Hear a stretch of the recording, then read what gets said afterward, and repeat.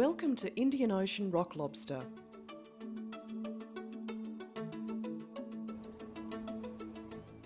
Here in Cervantes, the pristine waters of the turquoise coast, 200 kilometres north of Perth in Western Australia, is for many an underwater and coastal paradise.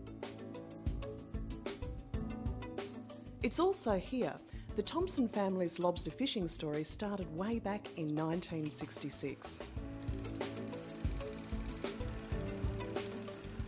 Back in the 60s, this was a remote location and the lobster fishing industry was nothing like it is today. This third-generation family business has gone from strength to strength, but one aspect of the lobster fishing industry which hasn't changed is it's still hard work for everyone involved. Hard work doesn't necessarily provide the results in the pot.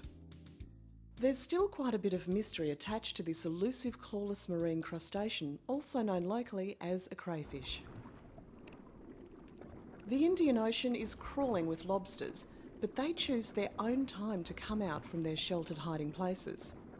They can be hungry, but still huddle together under the reef. These 5-year-olds have just molted. They're soft and pink and vulnerable. Lobster fishermen are always taking a gamble on when these lobsters decide to come out for their long march to the breeding grounds, and they won't come out until their new armour has hardened. When they are on the move, this is the time a full fishing ambush can begin. The lobsters know the sand is not a place to linger. Here you can see a guard bringing up the rear. In the open ocean, predators can attack at any time.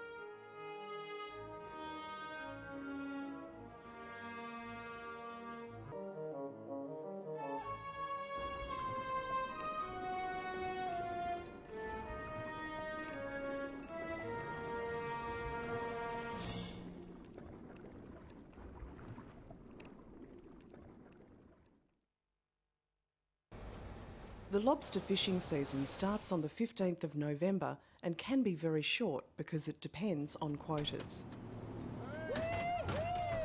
Where you're standing today is home to the most valuable single species fishery in Australia, with an annual commercial catch of 5.5 million kilos. Fishing in balance with the local environment is an essential part of this industry on the West Australian coast, and it is environmentally sustainable. Dropping the pots in the right place is part of the fishing game. But still, fishermen have to compete with other predators, not just the local fish life, who also consider the lobster a delicacy. This octopus chooses some easy targets and injects an enzyme to soften the lobster's flesh before it sucks it through its beak like a smoothie through a straw. All that's left for the fisherman is an empty shell. Half a crayfish. Sustainable fishing practices is a very important part of the West Australian rock lobster fishery. Undersized juveniles, fertile females are all off limits to ensure good hunting next year. The second stage of the breeding cycle is indicated by what's commonly called the tar spot. It's the sperm deposit from the male. These also have to be returned to the ocean. Before the lobsters find their way to your plate, they have to be processed and sorted into batch sizes. This is the next phase of the lobster's journey you'll discover as part of the tour of this processing facility here at Indian Ocean.